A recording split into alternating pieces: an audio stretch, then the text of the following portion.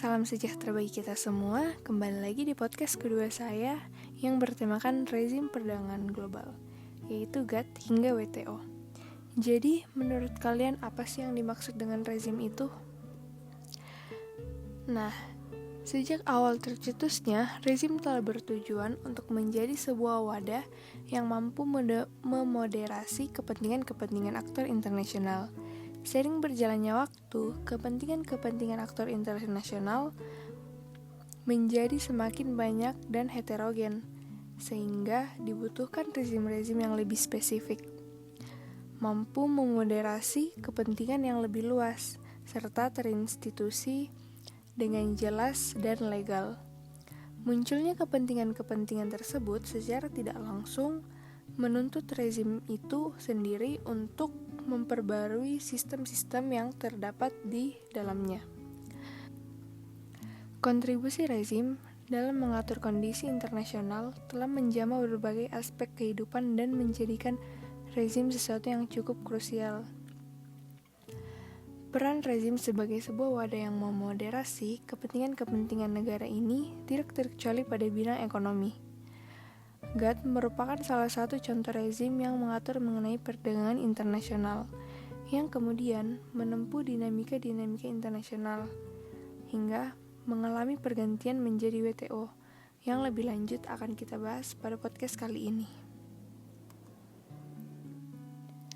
Dalam rezim perdagangan, terdapat struktur-struktur kolektif mengenai perdagangan internasional yang kemudian disebut sebagai trading culture, dan diberi kebebasan yang sama layaknya negara maju untuk menjalankan perdagangan internasional semaksimal mungkin.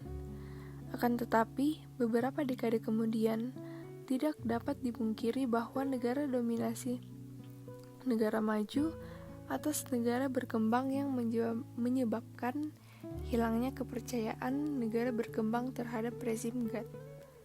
GATT yang hanya berfokus pada pengurangan tarif barang perdagangan internasional namun mengabaikan perbaikan kondisi pasar itu sendiri, kemudian memicu transisi MFN atau Most Favored Nation menjadi GSP atau Generalized System of Preferences.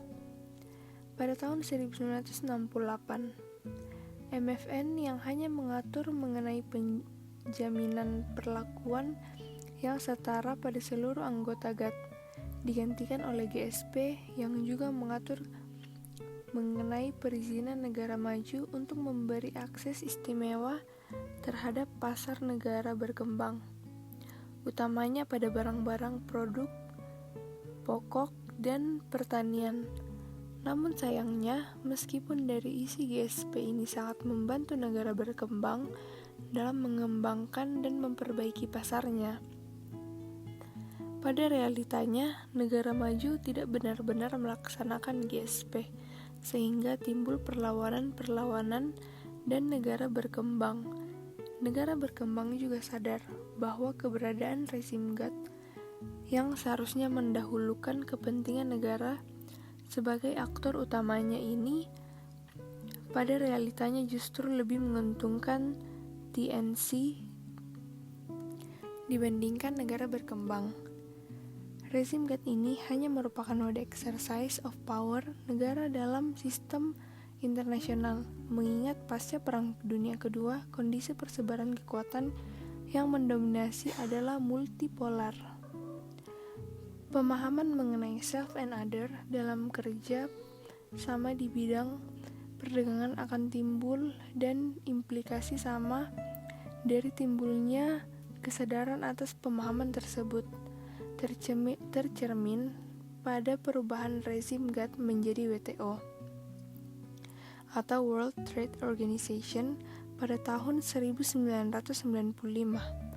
Runtuhnya Bretton Woods System yang dikarenakan terjadi exercise of power negara-negara hegemon, di mana pada masa itu negara-negara hegemon selain Amerika Serikat menukarkan dolar dengan emas sebagai bentuk penolakan hegemoni Amerika Serikat yang kemudian membawa dunia internasional menuju ketidakstabilan GATT yang tidak didesain untuk kestabilan.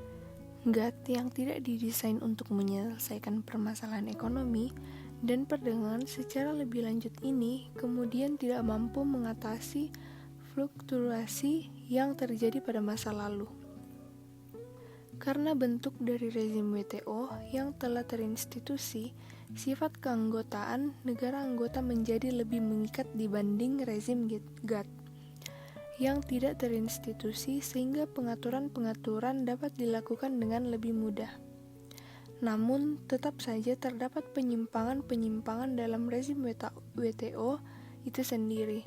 Meskipun regulasi-regulasi dalam WTO telah lebih jelas dibandingkan dengan GATT, serta sifatnya yang lebih mengikat, namun pada kenyataannya secara keseluruhan, negara berkembang tetap tidak dapat mendapat keuntungan sebesar yang diperoleh negara maju.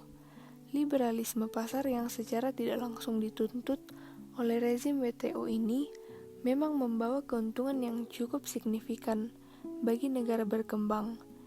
Namun tidak dapat dipungkiri bahwa negara maju tidak benar-benar meliberalisasikan pasarnya. Negara maju justru berusaha untuk tetap melindungi dan menjaga stabilitas dari pasar domestik. Dan negara berkembang hanya dapat menjadi pengikut dalam proses pengambilan keputusan. Jadi, kesimpulannya, tidak dapat dipungkiri bahwa penyimpangan-penyimpangan dalam rezim internasional cenderung tidak dapat dihindari, terutama apabila telah menyentuh pada persoalan ekonomi, di mana aspek ekonomi itu membawa dampak yang signifikan bagi aspek-aspek yang lain. Meskipun terdapat penyimpangan-penyimpangan dalam jalannya suatu rezim tetap dibutuhkan untuk mewadahi dan memoderasi kepentingan-kepentingan negara secara tidak langsung. Rezim telah menjembatani antara negara core, semi-periphery, dan periphery. Namun, di sisi lain, rezim juga telah memperjelas kesenjangan di antara ketiganya. Hal ini dapat dilihat dari transisi yang ada di dalam rezim GATT menjadi WTO. Pada awalnya, keduanya yaitu GATT menjadi WTO memiliki tujuan yang sama, yaitu sebagai katalisator perdagangan internasional serta menjunjung kesetaraan di bidang perdagangan dengan menghapuskan diskriminasi. Akan tetapi dalam pengimplementasiannya keduanya mengimplikasikan diskriminasi, namun dalam bentuk yang berbeda. Apabila GATT berbentuk overt hegemoni, di mana ia menunjukkan kapabilitas dominasi secara eksplisit dan terbuka, sedangkan WTO berbentuk de facto imposition, yaitu menunjukkan kapabilitas dominasi secara implisit dan dilakukan melalui manipulasi intensif. Nah, sekian dari podcast kedua saya mengenai GATT hingga WTO.